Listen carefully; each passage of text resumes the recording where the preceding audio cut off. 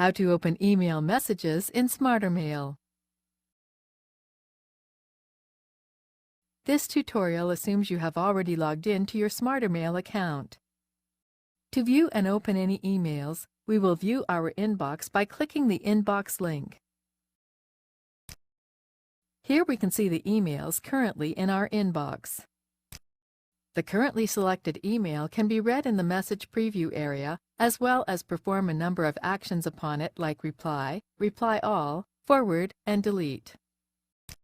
By double-clicking on an email item, we can open it in a new window. After opening an individual email, we can read and take action upon it with the menu bar at the top of the email. You can change the way your email is viewed by clicking the View drop-down option.